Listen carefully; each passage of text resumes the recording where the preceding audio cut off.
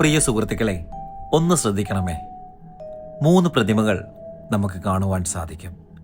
ആ പ്രതിമകൾക്ക് പിറകിൽ അവയെ തലോടി ചിരിച്ച മുഖത്തോടെ തെല്ലും കലങ്ങാതെ സന്തോഷപ്രകടനം കാണിക്കുന്ന ഒരു കുട്ടിയെ നമുക്ക് കാണുവാൻ സാധിക്കും.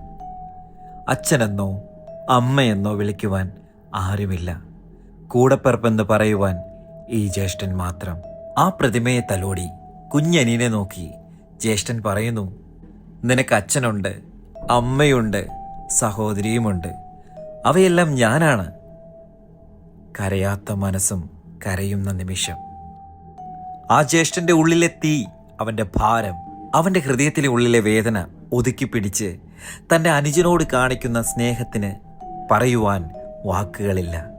അച്ഛനെന്നോ അമ്മയെന്നോ വിളിക്കുവാൻ ആരുമില്ലാത്ത എൻ്റെ പ്രിയ സുഹൃത്തുക്കൾക്ക് ഞാൻ ഈ വീഡിയോ കൈമാറുന്നു.